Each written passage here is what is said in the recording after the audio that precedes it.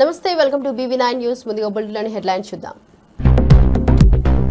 Liquor scam కేసుపై రోజా ఘాటు స్పందన. చంద్రబాబు మిథున్పై అనుమానాలపై ప్రశ్నల వర్షం. కేసులు పెట్టండి, భయపడే పరిస్థితి లేదన్న రోజా.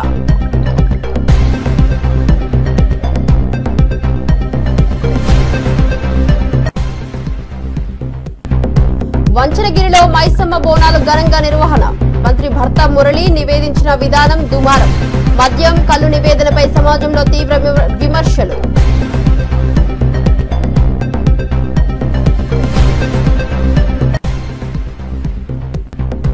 పాతబస్తీపై బండి సంజయ్ సంచలన వ్యాఖ్యలు. పాతబస్తీ ఎవరి జాగీరి కాదని సంజయ్ స్పష్టం.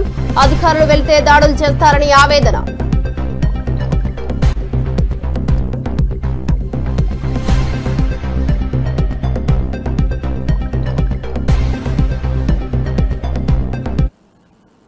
డీటెయిల్ చూస్తే పవన్ కళ్యాణ్ తాజాగా సినీ ప్రపంచంపై సంచలన వ్యాఖ్యలు చేశారు. టాలెంట్ లేకపోతే ఇక్కడ నిలబడడం అసాధ్యమని స్పష్టం చేశారు. చిరంజీవి తమ్ముడైనా లేదా తన కొడుకైనా సరే టాలెంట్ ఉంటే మాత్రమే సినీ ఇండస్ట్రీలో నిలబడతారని చెప్పారు. రాజకీయాల్లో కులాలు మతాలు ప్రాధాన్యత వహిస్తున్న సినీ ఇండస్ట్రీలో మాత్రం అలాంటివి ఉండవని పేర్కొన్నారు. పవన్ ఈ వ్యాఖ్యలు సినీ వర్గాల్లో చర్చనీయాంశంగా మారాయి. చిత్ర పరిశ్రమ మీద ఎందుకు ఇంత గౌరవం అంటే మనందరం కులాల మీద మతాల మీద ప్రాంతాల మీద భాషల మీద కొట్టుకుంటూ ఉంటాం. But any film industry take in this world, especially Indian film industry, దీనికి there is no caste discrimination, there is no region discrimination, there is no religion discrimination, nothing. It's purely your creative potentiality, purely your creative ability. నువ్వు చిరంజీవి గారి తమ్ముడు కావచ్చు, చిరంజీవి గారి కొడుకు కావచ్చు, లేదంటే ఇంకొకళ్ళు అబ్బాయి కావచ్చు, మేనల్లుడు కావచ్చు, ఇట్ డజంట్ మ్యాటర్. నీకు టాలెంట్ లేకపోతే నువ్వు నిలబడలేవు, నీకు సత్తా లేకపోతే నువ్వు ఇక్కడ ఉండలేవు. అది నా కొడుకైనా సరే. ఇట్ ఆల్ డిపెండ్స్ నీకు ఎంత టెనాసిటీ ఉంది, ఎంత పర్సీవరెన్స్ ఉంది, ఎంత నిలబెట్టుకోగలవు, ఎంత నిలదొక్కుకోగలవు, ప్రతికూలతలు ఎంత బలంగా నిలబడగలవు. ఒక నిర్మాత సినిమా తీయడం అంటే ఒక యజ్ఞం చేయడం లాంటిది. తిట్లు తినాలి, ఇబ్బందులు. ఇది స్టార్ కాస్టింగ్ ఒకటి. అంటే చిత్ర పరిశ్రమ మీద ఎందుకు ఇంత గౌరవం అంటే లిక్కర్ స్కామ్ పై కీలక వ్యాఖ్యలు వెలువడ్డాయి. చంద్రబాబు మిథున్ రెడ్డికి ఏమైనా సంబంధం ఉందని ప్రశ్నించారు. ఈ నేపథ్యంలో మాజీ మంత్రి రోజా ఘాటుగా స్పందించారు. మీరు ఎన్ని కేసులైనా పెట్టుకోండి, ఇక్కడ ఎవ్వడూ భయపడే పరిస్థితి లేదని స్పష్టం చేశారు. లిక్కర్ స్కామ్ లో చంద్రబాబు రోజా మధ్య మాటల యుద్ధం సాగుతుంది. రోజా ధైర్యంగా స్పందిస్తూ మద్యం విచారణపై తాము భయపడేదే లేదని అన్నారు. ఈ రోజు ఎవరైతే బలంగా వాళ్ళు చేసిన తప్పుల్ని ప్రశ్నిస్తున్నారో వాళ్ళని టార్గెట్ చేసి ఈరోజు 1 by 1 ఏ విధంగా తప్పుడు కేసులు పెట్టి తప్పుడు సాక్ష్యాలతో అరెస్ట్ చేస్తున్నారో చూస్తున్నారు. ముఖ్యంగా మిథున్ రెడ్డి గారికి ఈరోజు లిక్కర్ కి ఏం సంబంధమో నాకు చెప్పాలి. ఒక ప్రిన్సిపల్ సెక్రటరీ ఎవరైతే ఉంటారో ఆ శాఖకి ఆయన అడగరు, ఆ శాఖలో ఉన్న ఎండీని అడగరు. ఆ డిస్టిలరీస్ ఎక్కడి నుంచి మందు వస్తుందో వాళ్ళని అరెస్ట్ చేయరు, ఆ ఫ్యాక్టరీని మూతేయరు, ఆ ఫ్యాక్టరీల మీద ఎంక్వైరీ చేయరు, వాళ్ళని అరెస్ట్ చేయడానికి మనసు రాదు. కానీ సంబంధమే లేని ఎంతో మంది అఫీషియల్స్ ని అలాగే ముఖ్యంగా మిథునన్నని అరెస్ట్ చేయడం అనేది ఇది అక్రమ అరెస్ట్ కాదని నేను అడుగుతున్నా.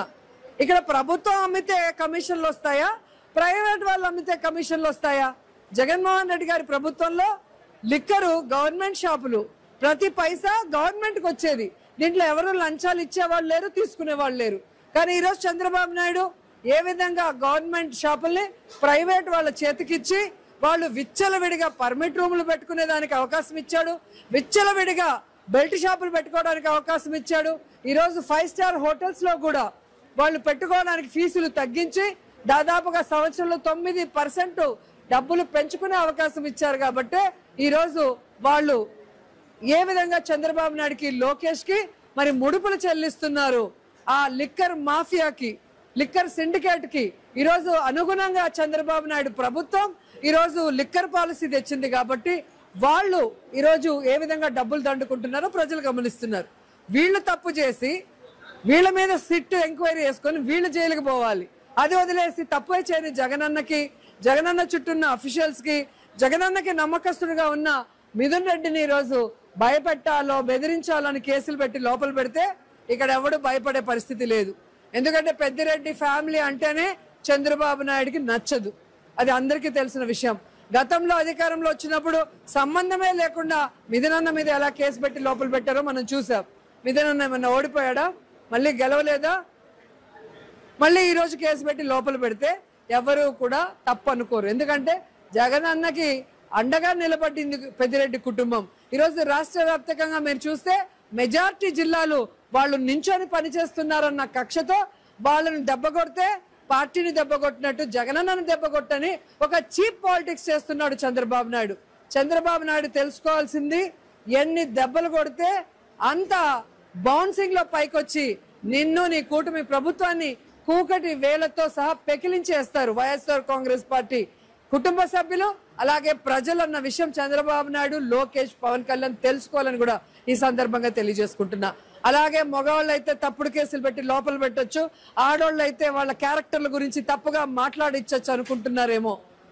ఈరోజు ఎవరిని వదిలిపెట్టాం. ఒక మహిళగా నా మీద వేసిన అభాండాల్ని, నన్ను చులకనగా మాట్లాడిన మీ భానుప్రకాష్ ని ఖచ్చితంగా వదిలిపెట్టే పరిస్థితి లేదు.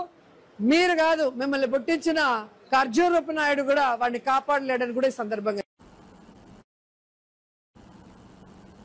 రాష్ట్ర కూటమి ప్రభుత్వం ఏడాది పూర్తి చేసుకున్న సందర్భంగా మంత్రి కింజారపు అచ్చెన్నాయుడు పెందుర్తిలో ఇంటింటి కార్యక్రమం చేపట్టారు. ఈ సందర్భంగా మంత్రి ఇంటింటికి వెళ్లి ప్రజలతో చర్చించి సూపర్ 6 పథకాల అమలుపై వారు అభిప్రాయాలు సేకరించారు.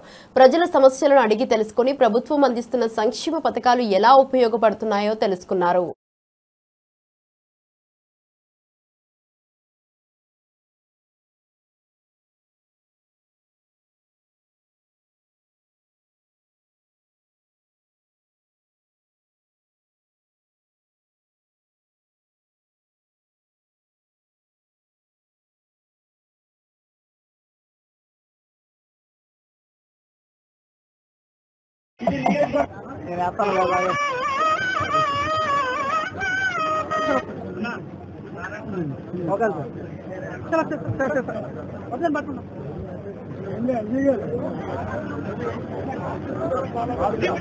ఎంపీటీ సభ్యులు మానసి గారు, అలాగే బుచ్చి గారు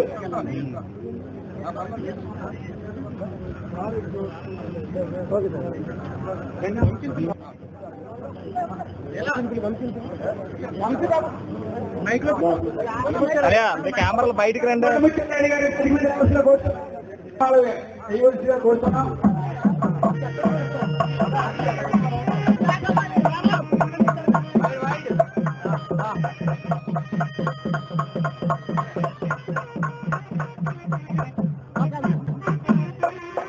శక్తిని మీరు ముందుకు తీసుకెళ్లి నడిపించడంలో మా అజయ్ గారు సుపరిపాలనలో తొలి కార్యక్రమం చాలా మటుకు మీరు కంప్లీట్ చేద్దాం సార్, మీ ఆదేశాల మేరకు.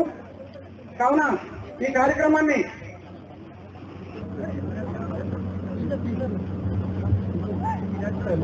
ఈ యొక్క కార్యక్రమానికి ముఖ్య అతిథిగా విచ్చేసినటువంటి మన రాష్ట్ర మంత్రివర్యులు గండి బాబు గారికి, అలాగే మన నియోజకవర్గ పరిశీలకులుగా ఉన్నటువంటి కోర రాజబాబు గారికి, అలాగే అనకాపల్లి జిల్లా అధ్యక్షులు బొత్తుల, మనకి ఎవరైనా ఏదైనా పని చెప్తే ఆ పని చూసా తప్పకుండా చేయడానికి నా స్థాయి శక్తులా నేను ప్రయత్నం చేస్తాను. ఒక 5 సంవత్సరాలు రాక్షస పాలన నుంచి బయటపడ్డాం. చాలా మంది అనుకుంటారు ఇల్లు ఇచ్చారో ఇచ్చారని. బాబు గారికి స్వాగతం, సుస్వాగతం. వరంగల్ జిల్లా గీసుకొండ మండలం స్వగ్రామం వంచనగిరిలో కోటగండి మైసమ్మ బోనాలు ఘనంగా జరుగుతున్నాయి. ఈ సందర్భంగా మంత్రి కొండా సురేఖ భర్త మురళి అమ్మవారికి మద్యం కల్లు శాఖగా నివేదించడం పెద్ద సంచలనంగా మారింది. ఈ చర్య స్థానికంగా చర్చనీయాంశంగా మారింది. కొండా మురళి పూజా విధానం వివిధ విమర్శలు ఎదుర్కొంటోంది.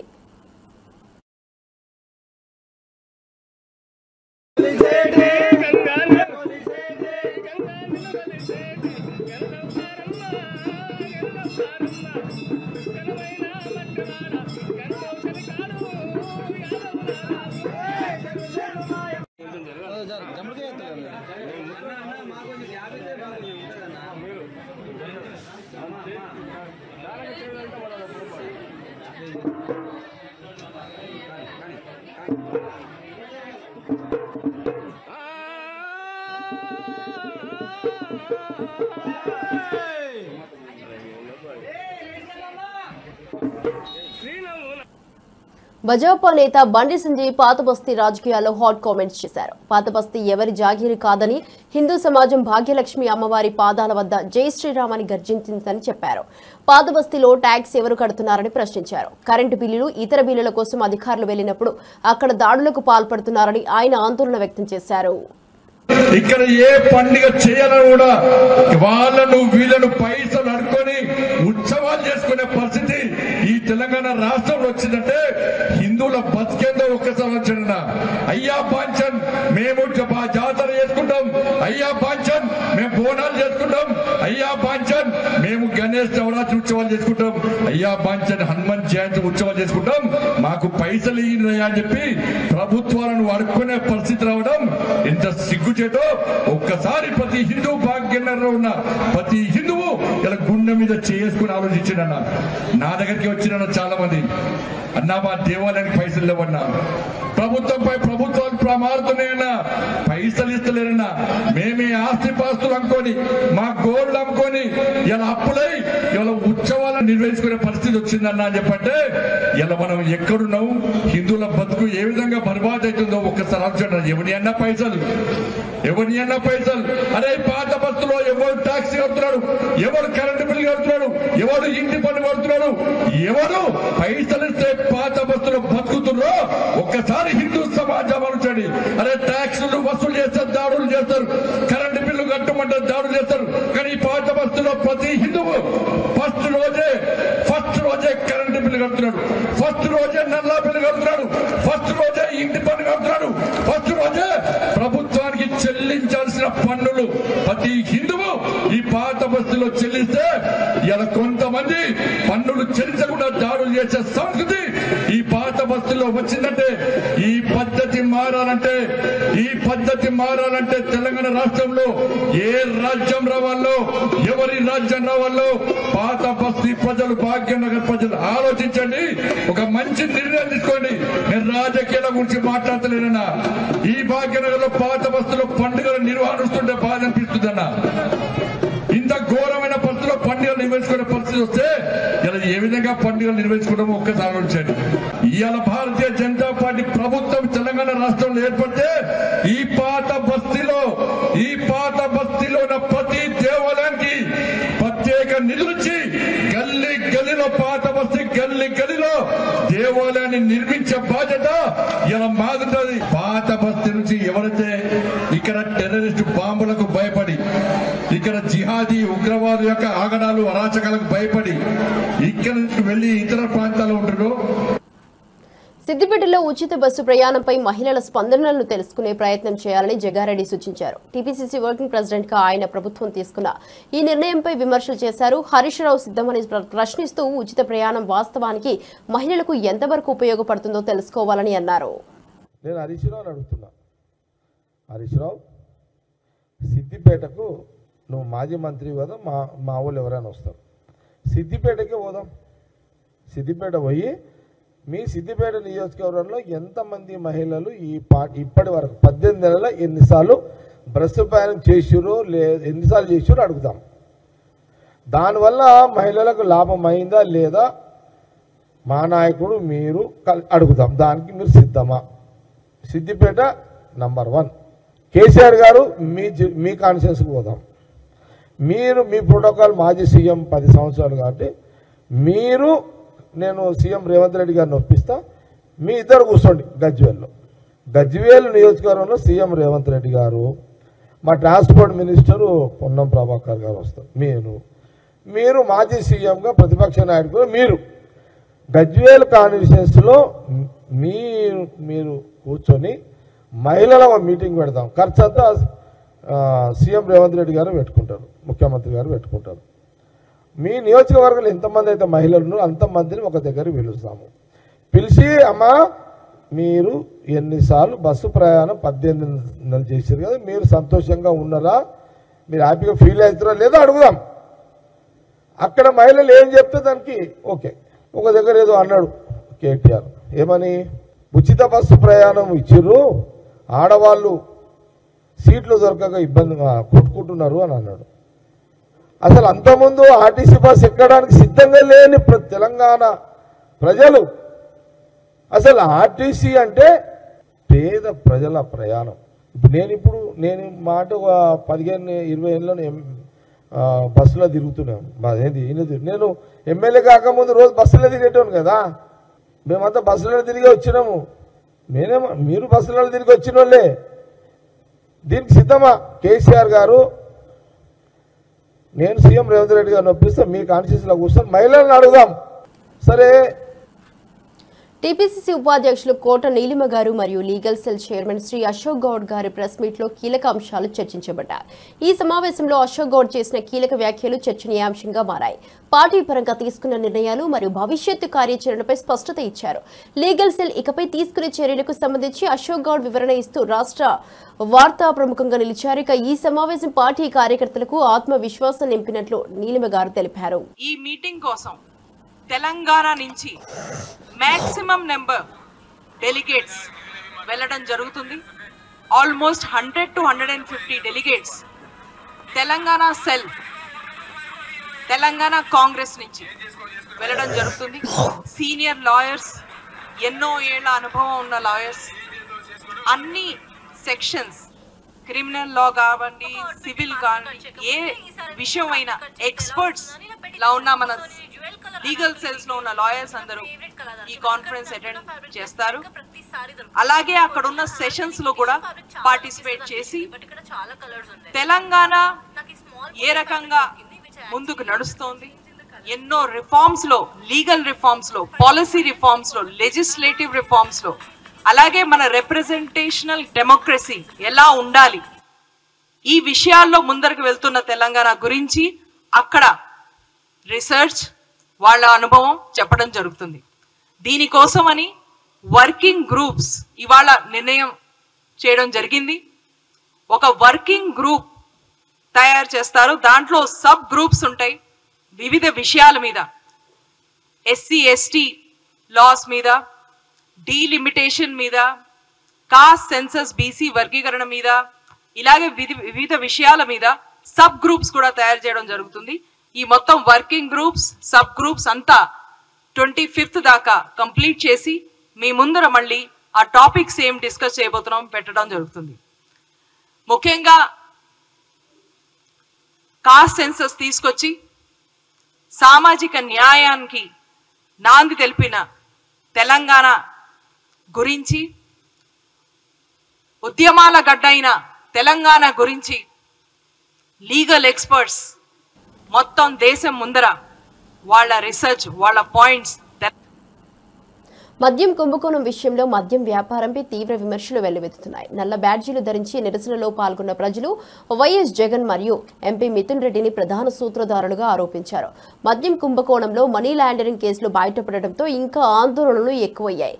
అధికారాన్ని అడ్డం పెట్టుకుని కుంభకోణాలకు తెరలేపారని కందికుంట వెంకట ప్రసాద్ మండిపడ్డారు. ఇక్కడ డిస్మిస్ అయితే మళ్ళీ సుప్రీంకోర్టు వరకు పోయి వచ్చినాం అంటే మీ దృష్టిలో కోర్టులకి విలువ లేదా? అక్రమ కేసులని మాట్లాడుతూ ఉన్నారు, అక్రమ అరెస్టులని మాట్లాడుతూ ఉన్నారు.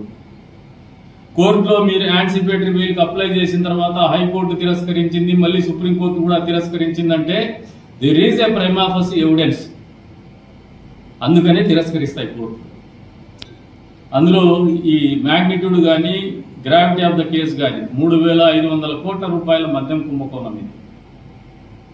దీంట్లో ఉన్నటువంటి గ్రావిటీ కూడా, ఈయన పాత్ర మీద ఉన్నటువంటి అభియోగాలు కూడా కోర్టు దృష్టికి పోయిన తర్వాత prima facie there is an evidence అని చెప్పేసి కోర్టు నమ్మే మీకు బెయిల్ యాంటిసిపేటరీ బెయిల్ తిరస్కరించింది అనేది వాస్తవమా కాదా?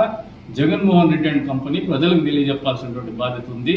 ప్రజలు కూడా అర్థం చేసుకోమంటాడు వీళ్ళ ఆలోచన విధానం, వీళ్ళ ఉలికిపాడుతనం.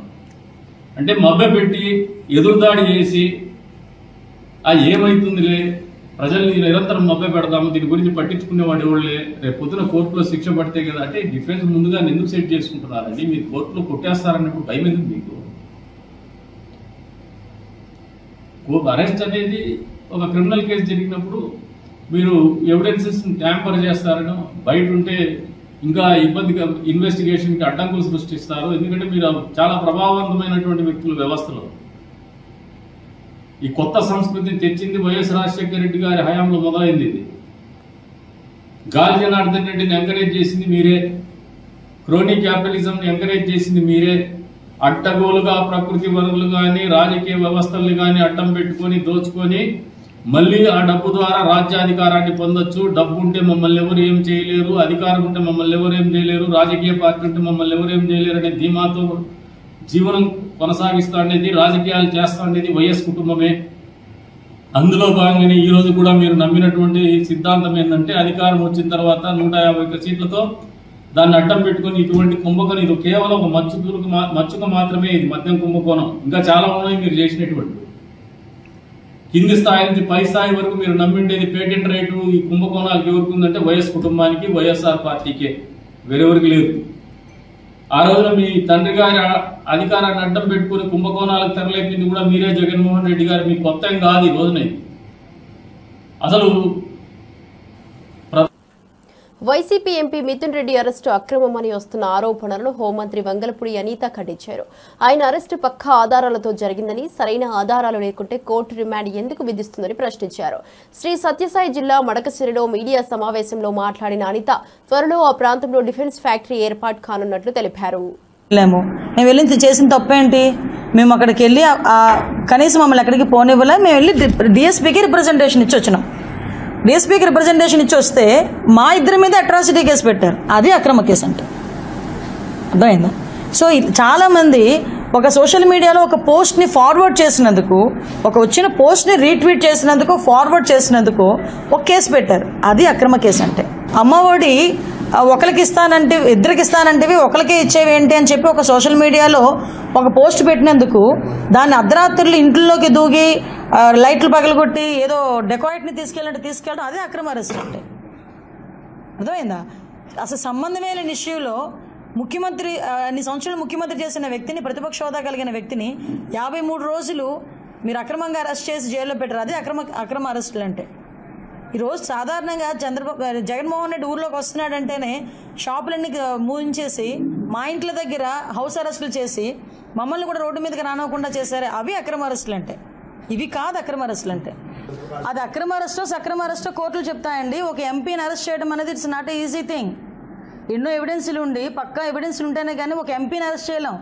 ఈరోజు నాలాంటి దాన్నో మీలాంటి దాన్నో తీసుకొచ్చి ప్రతిపక్షంలో ఉన్నప్పుడు ఎలాగోలా చేసేయచ్చు, ఏదైనా కేసు పెట్టవచ్చు. కానీ ఒక ఎంపీ మీద మేము పెడుతున్నాం, అరెస్ట్ చూపించారు అనేటప్పుడు వితౌట్ ఎనీ ఎవిడెన్స్ చేయకూడదు. అన్నమయ్య జిల్లా లక్కిరెడ్డిపల్లి పోలీస్ స్టేషన్లో వైసీపీ నేత మాజీ ఎమ్మెల్యే రమేష్ కుమార్ రెడ్డిపై కేసు నమోదు చేశారు. సీఎం చంద్రబాబు మంత్రి మండిపల్లి రాంప్రసాద్ రెడ్డిపై అనుచిత వ్యాఖ్యలు చేసినందుకు ఆయనపై టీడీపీ నాయకుడు మదన్ మోహన్ ఫిర్యాదు చేయగా పోలీసు అధికారులు కేసు నమోదు చేశారు. మంత్రి రాంప్రసాద్ రెడ్డి సోదరుడు కూడా ఫిర్యాదు చేయడంతో లక్కిరెడ్డిపల్లిలో ఉద్రిక్తత నెలకొంది.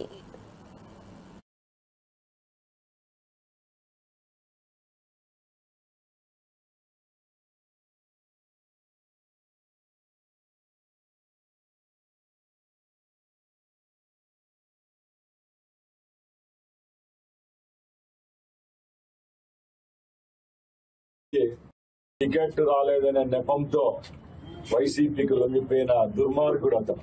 పెదవా, నీ స్థానం ఏదో కనుక్కో, నీ స్థానం కనుక్కోరా ఫస్ట్. నువ్వు నీ పార్టీలో నిన్ను పార్టీలో చేర్చుకునేదానికి కూడా ఇష్టం లేకపోతే నీ బంధువుల ద్వారా రాయబారం నడిపి నువ్వు పార్టీలో చేరదని నన్ను కామెంట్ చేసినావు. నువ్వు ఆ రోజు పార్టీ మీద మమకారం లేక అమ్ముడుపోయిన వ్యక్తివి నువ్వు. నా మీద కామెంట్ చేసే శక్తి నీకుందా అని అడుగుతున్నా. నేను అట్లా భయపడే వ్యక్తిని కాదు. పార్టీలో ఉన్న వాళ్ళకు చెప్తున్నా, పార్టీ నుంచి బయట పోయిన వాళ్ళకు చెప్తున్నా. ఇంకా కొన్ని కోవర్టు కుక్కలు ఉన్నాయి పార్టీలో. ఆ కోవర్టు కుక్కలను కూడా బయటికి తీసి కొట్టే పరిస్థితి దగ్గరలో వస్తుందని తెలియజేసుకుంటున్నా. నీకు దమ్ము, ధైర్యం, శరం ఉంటే రాంప్రసాద్ రెడ్డి అనే నేను రా, నాతో తగులు. అంతే తప్పగా మా పార్టీ మీద, మా నాయకుడి మీద, నా మీద ఎక్కడన్నా ప్రెస్ మీట్లు పెట్టి, నేను అట్లా భయపడే వ్యక్తిని కాదు. పార్టీలో ఉన్న వాళ్ళకు చెప్తున్నా, పార్టీ నుంచి బయట పోయిన వాళ్ళకు చెప్తున్నా. ఇంకా కొన్ని కోవర్టు కుక్కలు ఉన్నాయి పార్టీలో. ఆ కోవర్టు కుక్కలను కూడా బయటికి తీసి కొట్టే పరిస్థితి దగ్గరలో వస్తుందని తెలియజేసుకుంటున్నా. నీకు దమ్ము, ధైర్యం, శరం ఉంటే రాంప్రసాద్ రెడ్డి అనే నేను రా, నాతో తగులు. అంతే తప్పగా మా పార్టీ మీద, మా నాయకుడి మీద, నా మీద ఎక్కడన్నా ప్రెస్ మీట్లు పెట్టి ఎవడన్నా సోషల్ మీడియా పోస్ట్ పెట్టినా సహించేది లేదని చెప్తున్నా. అహ్మదాబాద్ విమాన ప్రమాదంపై విచారణ కొనసాగుతున్న విషయం తెలిసిందే. ప్రాథమిక నివేదిక వచ్చినప్పటికీ తుది నివేదిక వచ్చాక మరిన్ని వివరాలు తెలుస్తాయని రామ్మోహన్ నాయుడు తెలిపారు. భవిష్యత్తులో ఇలాంటి ప్రమాదాలు జరగకుండా చర్యలు తీసుకుంటామని ప్రకటించారు. అయితే ఈ ప్రమాదంపై విదేశీ మీడియా అసత్యాలు ప్రచారం చేస్తోందని ఆయన ఆరోపించారు. 2500 से 3500 मीटर रनवे की जरूरत होती है. मेरा सवाल आपके माध्यम से मिनिस्टर ऑफ सिविल एविएशन से प्रश्न है, क्या ऐसी कोई फिजिबिलिटी रिपोर्ट तैयार की जा रही है? At all possible. So an alternate runway which can cater for the wide body operations is being considered. In the budget also a greenfield airport for the city of Patna has been proposed. So we are actively looking into this solution by creating alternative airport. Dr. V. Sivdasan,